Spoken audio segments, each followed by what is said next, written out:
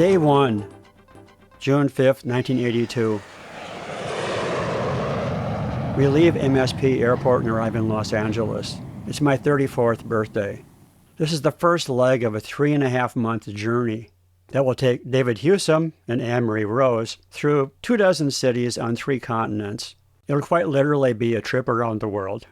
Having just arrived in Los Angeles, it's important to experience LA firsthand. A taco stand on Santa Monica Boulevard. Everywhere in LA there are classic cars, but Anne-Marie knows the real LA and picks out the perfect rental car, a baby blue 1965 Ford Mustang. For me, LA is new, but for Anne-Marie it's a return to a home of 11 years. We celebrate my birthday with a bottle of Chateau Margaux 1973, although being a year older seems rather insignificant when I look at the 100 days we have ahead of us. We walk along the beach feeling exhilarated yet peaceful, watch the sun go down. LA to Hong Kong. There's about as much legroom as you'd expect in the backseat of a European sports car. The difference is the sports car would probably travel faster, not need refueling so often, and would have more working toilets. At long last, it's time to land at tiny Kai Tak Airport in Hong Kong. We skim over the roofs of tenements as the plane continues to head directly into an apartment and office complex in the middle of the city. At seemingly the last second, the plane takes a sharp right turn, drops down onto the runway, a quick slam on the brakes, and we are at the far end of the runway, out in the bay, surrounded by water on 3 sides. Hong Kong lives its life on the street, whether that street be concrete or water, whether your transportation be a rickshaw or Rolls-Royce, a junk or an 80-foot yacht. The humidity is unbelievable. The buildings here in Hong Kong make up for it by air conditioning down to a pleasant 65 degrees. By the end of the first day, our lungs ache from the temperature changes, but that doesn't keep us from going out on a major shopping binge. Everything is fast in Hong Kong. Even the elevators and escalators seem to move at twice what we would consider a normal pace. It's a city where 50-story high-rise buildings are built with bamboo scaffolding. At night, Hong Kong comes alive with an energy. We are clearly on our own now. The sound of drums call everyone to a grand opening of a new shoe store. Dancers dressed up in dragon costumes are driving the spirits out of the store. Is it religious or just a grand opening show? Probably a bit of both. It's a city that offers a lot in just a few short days. Day 8, June 13th. Tokyo. We land at Narita Airport and breeze through customs. As soon as we get on the bus to head to Tokyo, I know we are someplace new and different. We are met at the bus depot by Misako. She has offered to put us up in her apartment in Tokyo and her grandmother's house in her hometown of Shimoda. On a rare, clear day from her apartment balcony, we see the looming presence of Mount Fuji off in the west. Even these traditional Japanese drummers do not seem out of place in the modern high-rise district of Shinjuku. Misako informs us the bad news that our Russian visas have been lost in bureaucratic paperwork, and we must attempt to reapply at the Russian embassy on Monday. In addition, we must now negotiate the Tokyo subway system to get to the embassy. But when Monday comes, we do make it to the Russian embassy on our own. We finally get in and leave with the assurance that everything will be worked out in the next 2 weeks. Misako has quickly become a dear friend, and through her, we are learning the intricacies of Japanese culture. In the process, we are learning to look more closely at ourselves and our own culture. In the end, that is one of the real reasons why we are on this trip. I'm still loving the pace, up at the crack of dawn every day, raring to go. Anne-Marie, however, has been hit with a major case of jet lag and wants to slow down. But a quiet day in the park soothes some of our tension, but it is apparent that a trip of this nature will not be a simple excursion to easy tourist destinations. We are not on a group tour, it's just us. You do not have to speak Japanese to order food. All you need to do is point at the plastic models of the dish you want. On Sundays, Tokyo's youth gather at Yoyogi Park, site of the 1964 Summer Olympics. While the pre-teens listen to Japanese pop music, the older members of the crowd dance to American 1950s rock and roll. From hundreds of boom boxes comes the sound of early Elvis and Bill Haley. The clothing matches the era of the music. but it often comes across for us as being rather camp. However, much of the dancing is obviously very well choreographed and very well rehearsed. Having spent so much time in big, vibrant cities, we really do feel a need to unwind, take a couple of days off from the intensity by visiting Misako's hometown in Shimoda. Her grandmother has moved into Misako's parents' home, and thus her home is available for us to stay. Shimoda is an oceanside resort community and fishing village. It is the perfect respite we need at this point. Days at the beach and exploring this small town take up our time, with Misako's sister Sawako helping by driving us around to see the sights. Anne-Marie has always had a great love of photographing laundry hanging up. We're feeling quite at home now after 3 weeks in Japan. The Japanese seem to love dressing up Westerners in yukata and kimono, and Anne-Marie obliges. I hope we can come back. June 29th, 1982, day 25. We head to Kyoto on the Shinkansen, or in English, the bullet train. It's one of the most famous trains in the world, reaching speeds of 140 miles per hour. Osaka is just a short train ride from Kyoto, and we visit Osaka first. As Japan's second largest city, it feels quite different from Tokyo. We see it as being more Midwestern, more like Chicago. Japan's re-entry into the world after World War II is signified by two events: the 1964 Olympics in Tokyo and the 1970 World's Fair in Osaka. The site of the 1970 World's Fair is now a park. Although fairs are designed to be transitory events, some of the display remains. For over 1,000 years, Kyoto was the capital of Japan. Today, it remains the capital of traditional Japanese culture. It's also one of the few cities that retains the look and feel of old Japan. Kyoto is a very comfortable, livable city. In spite of being more touristy than Tokyo, it does have a sense of quiet spirituality. The Japanese maintain a strong interest in folk practice, but they can also spend hours in pachinko parlors hoping to win a few yen for their skill at these combination pinball and slot machines. A visit to the Russian embassy in Tokyo turns up our visas. It's been weighing heavy on us, so to know we are on our way to the USSR is good news. We're now off to Yokohama to take the boat to Nahadka, and from there we cross Siberia on the Trans-Siberian Rail. Although certainly not a cruise ship in the manner of the Love Boat, this Art Deco white steamship, the MS Baikal, offers a very interesting travel experience between Japan and the Asian continent. Seeing the hammer and sickle insignia of the Soviet Union can't help but bring out strange feelings. But to actually board a vessel flying the USSR flag is a truly bizarre experience. The boat is a little smaller and older than we thought it would be, but it is also a whole lot nicer. It's really a vintage Art Deco steamer in pristine condition. After heading north along Japan's east coast, the ship turns due west and goes through the straits between Honshu, Japan's main island, and Hokkaido, its northern island. From here, it's a straight shot across the Japan Sea to the eastern edge of Siberia. At night, the ship and the sea become very peaceful and romantic. The fresh salt air, the cool breeze, the sound of the boat and the water, and the rich star-filled sky of a clear night assault our senses. Each day feels like a novel. Anne-Marie calls it a Hemingway experience. We are truly lucky, yet we also feel courageous, and perhaps a little crazy too. Squid boats are often mistaken for UFOs. Seeing the eerie sight of strings of hanging lights, one understands how the crew and passengers of both airplanes and ships can be fooled. Squid boats do not look like anything familiar. July 8th, day 34, entering the port of Nahadka.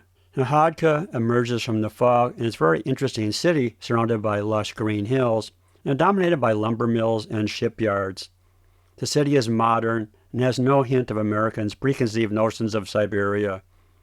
Before taking the Trans-Siberian, tourists take the overnight train from Nahadka to Khabarovsk. The modern station, like much of eastern Russia, is relatively new. We are told we have an hour and a half to kill and feel free to wander around town. The stores are well equipped with goods, and the infamous Soviet queuing lines are non-existent in Khabarovsk.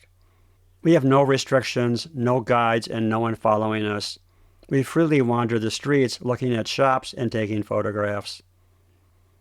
We are told our train has arrived and we should go through a tunnel to get to our train. It's dark and dusty. Everywhere we look and step are Russian soldiers returning from the Chinese border. Most are lying across their duffel bags on the floor with their rifles laying on their laps. Some are more than just exhausted, they are wounded. We do not dare lift our cameras to our eyes to take a picture. But in our minds, we record an image that will no doubt remain with us the rest of our lives. Trans-Siberian train is not as clean and comfortable as the train from Khabarovsk was. Most of the passengers only travel for a day or two on this train, as air travel is much faster. The train contains a few second-class sleepers, mostly dominated by Eastern European tourists, and there's only one first-class car on the train, and we are in it. We are now traveling with and like the Russian locals. The food selection is limited and the quality is poor even for train food. We and Bruno, a French embassy employee, are the only non-Soviets in the first-class car. 2 British women and Japanese student are traveling second class with a group of Eastern German students. The Soviets in our car seem to be put off by our designer jeans, our suitcases weighted down with goods. We must epitomize the decadent capitalists. Siberia passes out of our window of the train. It's amazingly remote. The few towns we do see are very rural. The whole area is not unlike what one imagines 19th century Canada to have been like. The train does stop at regular intervals. This can be anywhere from 2 to 30 minutes, but there's a real fear of being left behind, as no announcements are made as to the length of the stop or when the train is leaving. In spite of this, many passengers, including us, do get off. Most stations have stands selling local food, which may include fresh fruit and vegetables, pine nuts, or in poorer areas, boiled potatoes. Not only food, but we also stopped to buy 1980 Olympic souvenirs, particularly buttons. We are over a third of the way into our 100-day trip, but we are doing extremely well. With the pace slowed down and the mood romantic, we decide that if we can get through a trip like this, we can do anything. We've decided to get married next spring. Lacking anything permanent for the occasion, David paints a gold band on Anne-Marie's finger with a permanent marker. For hours on end, the peaceful view continues to pass by out the window. The diversity of his scenery is remarkable. From tropical dense forests on the coast to the timberland and plains of a true Siberia, the vast Lake Baikal, and the mountains and farmland we enter into Europe. In spite of our original fear of boredom on a 7-day trip, we are now wishing the trip was longer. The pace is very enjoyable. We are in dire need of hot showers, decent food, and for me, a nice cold bottle of Coca-Cola. But we are in heaven. Our time in the train is taken up with reading, photographing out the window, and talking to the locals, and just sitting watching the world go by. Although most of the locals eat food they brought with them, or from the vendors and stands on the station, there is a restaurant car on the train. The cook and head waiter are friendly and helpful, but their menu is limited to chicken, hamburger, eggs, and soup, all of which are somewhat questionable quality. Anne-Marie has made friends with little Luba, a young girl from Siberia, and she has combed and tied back her hair with American barrettes. Gradually, the rest of the car seems to accept us, not as nasty Americans they no doubt have been told about, but as people just like them. At Irkutsk, all the non-Russians get off to spend the night at Lake Baikal. We are now the only foreigners on the train. We spend most of the evenings with English-Russian dictionaries on our laps, trying to communicate with the locals. When we tell them we're from Minnesota, they get excited. Minnesota is on TV here, one of them says. I wonder, can Mary Tyler Moore be on in the USSR? It's a famous place, she continues. We hear about the bad weather there. It's very cold and lots of snow. Great. So the people in Siberia think our weather is worse than theirs. There seems to be no difference between Asia and Europe. The marker isn't much. You generally notice more driving across the state line in the U.S. It's only at night when the train struggles up the Ural Mountains that you get a sense you're entering something new and different. The train stations and towns are starting to get bigger and even more like the American Midwest. 9 days after leaving Japan, we reach Moscow. As we pass through Moscow Station, the enormity of the culture shock of being in the USSR sinks in. July 15th, day 41, Moscow. We arrive in Moscow for our stay at the Inn Tourist Hotel. It's very popular, but also very bland. But the location next to Red Square is ideal. Best of all, it has a hot shower. St. Basil's Cathedral on Red Square is one of a handful of structures that, as a single icon, can represent a whole country. Across from St. Basil's Cathedral sits Gum Department Store. Russians dress up, but on the whole are not style-conscious people. Privilege means more and better options. The elite of Moscow wear European couture and American jeans. In a country that suffered so much during World War II, as citizens and tourists are constantly reminded of this fact, Russia's military and its veterans are very visible and very well respected. Another Red Square icon, of course, is Lenin's tomb. Lines into the tomb are usually blocks long. Wedding parties in Moscow make a visit to the tomb of the unknown soldier. Brides leave bouquets of flowers. Behind is a memorial. The Economic Achievement Exhibition Center is a 500-acre park on the outskirts of Moscow. Part State Fair, part Smithsonian, and part Disneyland, it's a popular destination for Russians. Architecturally, it's related to the 1930s and the 50s in style. Exhibits include agriculture, industry, history, and two of the more popular ones, the Air and Space Museum and the petting zoo of farm animals. Anne-Marie is not feeling well. It hit her on the train just before we arrived. She did have some travel sickness pills along. She took some at the first sign of feeling sick and seems to be sleeping it off. It does mean I'm on my own for dinner. Knowing from the train, however, that menus are worthless, I asked what I should order, and the waiter replies, filet. When he brings me a large carafe of the red wine I really hope not to get, I consider this an omen of yet another bad dinner. 3 women laden with shopping bags are seated at my table. Although I do not speak Russian, the manager is very clear, either sit with the American or leave. They each receive a large carafe of red wine, and soon we've all had enough wine to drink that we really don't care. When my steak comes, I'm sober enough to know this is the best steak I've ever had. It's fantastic. I occasionally nod with approval to them as I dig into this wonderful meal. When their food comes, 2 receive steaks and a third gets fish. Obviously, she had ordered steak as well and was very upset. She then decides that my half-eaten steak is probably hers. She starts pointing at my food and demands that the waiter bring her a steak. Again, the manager intervenes, and again, after much yelling, he points her towards the door. She agrees to eat her fish, but regularly gives me dirty looks. I feel very lucky I've escaped being sick. I return to the room and tell Anne-Marie of my adventures in the restaurant, and I go out to take some photographs. I return feeling exhausted a couple hours later and fall asleep. About 3 a.m., I wake up in the morning, feeling sicker than I ever thought humanly possible. The hotel is concerned enough that a physician is called in. Her care and concern for me is genuine. With her restrictive diet and carbon pills, I'll be well enough to catch the train to Leningrad. I know that crossing the Soviet Union will have a significant and lasting effect on us. July 19th, day 45. Our hotel in Leningrad, however, is worth every ruble. Pushkia is like staying in a museum. The hotel was first built in the early 1800s to serve foreigners visiting the Tsar. Leningrad is a very historic city with frequent reminders from the time it was known as St. Petersburg. Many of the palaces and buildings date to the early 18th century, when the Tsar moved the capital here. Some of the churches are being rehabbed as museums, while others are being restored to use again as churches. July 21st, day 47. We leave the USSR by train for Finland. I feel like we're in northern Minnesota. The bright colors everywhere are like neon signs in a dark, cold night as we wander Helsinki. I think we were color deprived in the USSR.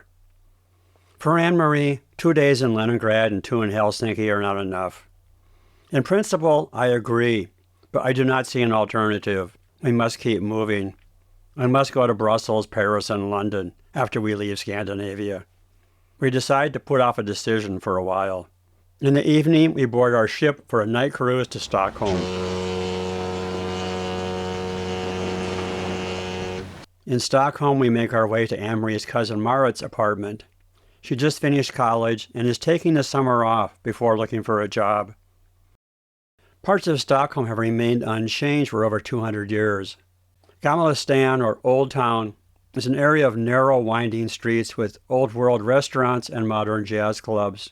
In Old Town, patrons from disco to punk clubs share the streets with customers of sidewalk cafes and high-priced antique stores. Stockholm's relatively new subway stations have been designed with the aid of Swedish artists. The Blue Cave theme of this station is one of the more unique and interesting stops. A Swedish smorgasbord in America is often a plate of herring, some Swedish meatballs, and 5 types of jello. In Sweden, however, a smorgasbord is a real treat. Every Scandinavian city has a Tivoli or amusement park. Gunnar Lund is Stockholm's. It shares an island with Wisconsin, an outdoor museum. There's folk music and a dance pavilion. Young and old seem to share a love for Swedish traditions. From Stockholm, we move to Älvdalen. I've been looking forward to seeing the real Sweden in Älvdalen, the way we saw the real Japan in Shimoda. For Anne-Marie, it's a chance to reconnect with her mother's cousins, including a distant cousin, Anna. I also bring a Japanese kimono for Maya, Morit's mother, to show her grade school students. After close to 2 months on the road, spending a few weeks with her relatives here near Göteborg will be a great welcome relief. We made a call home and learned that our house had been broken into, and my car has been in an accident and is in the impound lot. What's worse is our renters seem to be the primary suspect. I'm using the term renters loosely because they've not paid 1 cent during the past months. To say we picked the wrong people to watch our house is an understatement. We can't call the renters because the phone has been disconnected for non-payment. My family feels we should end the trip and return home to deal with our problems. Anne-Marie's parents are less convinced we should end the trip. The renter's boyfriend, who seems to be the main problem, has skipped town. I'm depressed as hell, and Lessa, in his quiet way, tries to help by taking us on day trips. We know the insurance will cover the car and our stolen valuables, but thinking of these problems brings us back home, back to the real world we had successfully avoided the past 8 weeks. Lessa takes us to wilderness areas near the Norwegian border to show us timber cutting areas that he's been actively fighting against. We also visit the factory that makes the famous Dalarna or Dala horses, a tourist item found not just in Sweden, but any respectable Scandinavian gift shop in Minnesota as well. Maya and Lessa have been wonderful, but we hear the road calling us to move on. We are feeling renewed vigor. We've decided that no one is going to stop us from continuing and completing this trip. We now both agree it's time to push on and return to our original plans. We do decide to accompany Marit and some of her friends to Smorgon, a typical small coastal village that lies north of Göteborg. It's also a popular tourist destination and sailing harbor. August 17th, day 74. After a quick stop in Oslo, we take the train to Gol, and from there we transfer to a bus that takes us through the winding mountain roads and switchbacks to Husom. The mountain scenery is incredible. At last I understand what people see in mountains. We're going to the Husom Hotel, as my great-great-grandfather Einar left Husom, Norway with his young family in the 1870s to move to Minnesota. The hotel exceeds our wildest expectations. It's run by Britta Husom, who takes the summers off to come here with her mother and father to oversee the hotel. The Husom Hotel was first built to serve horseback messengers that were on the winding mountain road from Oslo to Lærdal. The area quickly became famous for its salmon fishing, however, and for the past 100 years, the hotel has served wealthy Europeans, including British royalty, that come here to fish the Lærdal River. During World War II, property was taken over by German military. Ironically, Germans make up the bulk of the tourists today. With the steep slopes in the valley and narrow terraced parcels of land on the hillside, farming using modern machinery is not practical. Therefore, the farm is now run by the Husom brothers, both in their late 60s, as a hobby farm. Horses are used for plowing, and all the hay is hand-cut. He points to a small clearing on top of a mountain and says, "That's Einer's potato patch." Einer was your great-great-grandfather. He would climb up there every spring and plant potatoes. He'd go back in the fall and carry down his harvest. You can still see the foundations of one of the 3 houses on the property where members of my family had lived. The old Van Hille Road from Morgan to Lerdahl did not meet the needs of modern transportation, but it is still there as a shorter and far more picturesque than walking the current highway that passes on the other side of the mountain. It's ironic that the descendants of those that stayed in this rugged area of Norway now live off the beauty of a terrain that was once such a burden. We're hiking to the Borgen Stave Church, built around 1180. I actually studied this church in class on Scandinavian art and design in grad school. And here we are. It's the church my family went to. Although Oslo has a population of less than 500,000, it's another world-class city. Most of the stores and businesses close at 3 o'clock in the summertime, so everyone can go out and enjoy the parks. A favorite both of locals and tourists is a sculpture and museum displaying the work of Gustav Vigeland. The center of the park is a phallic obelisk of intertwined naked bodies surrounded by larger-than-life sculptures of embracing couples. It is one of the most important sculpture groups in modern art. Although it'd be a controversial addition to almost any city in America, it is loved and appreciated by Vigeland's countrymen and women. August 24th, day 81, we take the train from Oslo to Copenhagen. We now find ourselves in Copenhagen at 6 a.m., dead tired, and the city's hotels are booked solid. Finally, we're told that there's an opening at a hotel within walking distance of the station, and it's very convenient. However, be aware it's in the heart of the pornography district. Copenhagen's most famous attraction is Tivoli Gardens, an amusement park. Tivoli is a place to sit and watch the world go by. The people watching alone is worth the minimal price of admission. Amsterdam is a city of canals. Over 50 canals cut through the city in concentric circles radiating from the center of town. The canals were built in the 17th and 18th century, when Amsterdam was one of the world's most important centers of commerce. The homes and trade shops built by the Dutch merchants have remained unchanged since that time. August 31, day 89. Brussels is another ancient city, but what brought it to the attention of the modern world was the 1958 World's Fair. The 335-foot atomium is the symbol of the 1958 fair. It has been preserved, if you define that as nothing's been done to it, for nearly 25 years. Nothing. If the atomium is Brussels' symbol of the modern age, the symbol of its medieval past is mannequin piss. Seeing the actual sculpture is a bit disappointing because full-size reproductions of it are available everywhere. On the other hand, walking into a tourist shop and seeing rows and rows and rows of mannequin piss in every size imaginable is a bit of a treat. Belgians flock to restaurants and outdoor stalls during the fall mussel season. They are served steamed in a broth or with other seafood in a soup, fresh off the fishing boats. They're a meal in themselves. September 4th, day 93. It's fashion season in Paris, and the hotel rooms are hard to come by. We end up spending more on a room than we would have liked, but having less than wonderful accommodations in the last few cities, a bit of luxury is appreciated. On the evening of our first full day in Paris, I announced we're going to take a surprise magical mystery tour. Without telling Anne-Marie where we were going, we hop on the subway. Reaching our destination, we get off the metro, walk up the stairs, and there is Eiffel Tower. This is what brought me to Europe.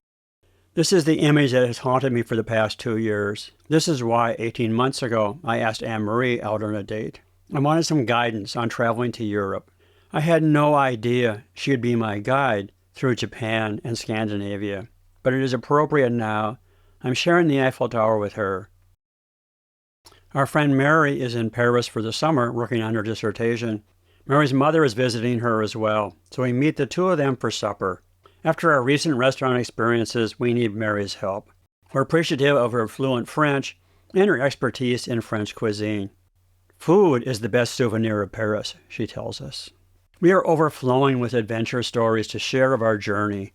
Likewise, she has her own 3 months of pent-up escapades to talk about. We sit on the Champs-Élysées until the early hours of the morning, describing our summer in detail. Anne-Marie and Mary each order a Calvados, a French brandy. When the bill comes, we are shocked at the 60 French francs price, about $10 each in 1982. Mary, being an art historian, gives us good suggestions for going to Versailles. At its peak during Louis XIV, the palace had over 5,000 servants and supported 1,000 nobles and their 4,000 servants as well.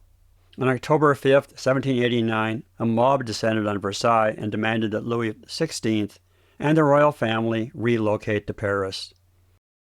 September 11th, day 99, we take the ferry from France to England. It's a long, boring process of queuing up for every little thing. At last we see the cliffs of Dover, but once again we need to queue to leave the boat, and yet again to go through customs. A British acquaintance puts us in touch with a wonderful B&B in a residential area in London. September 16th, day 104, New York City. I've seen this city as my second home for the past 10 years, but it now seems to have lost its sparkle. But while Anne-Marie visits shops near a friend's artist loft we're staying at in Soho, I do take a day to visit the 1964 World's Fair site. Although most of the buildings are long gone, the few that remain are interesting. They represent a mid-60s view of a modern future that will forever look dated. Back home in America, the realities of life have hit us. We must now go home and deal with our renter, insurance company, and the police. And Anne-Marie hopes of finding a new career after burning out as a mental health care worker. I can only hope the plane just passes over Minneapolis, makes a sharp left turn, and brings us to Los Angeles so we can begin again. I look across the aisle and see someone studying Japanese. I believe this is a sign. I must learn Japanese, and we must return to Japan. We feel the joy of success and the sadness of completion. I now know that it's all right to be labeled a dreamer. I also know we must not lose those dreams. I look down on Minneapolis and feel an intense fear. It is a fear of the familiar. The wheels hit the runway with a long, loud thump. We are home.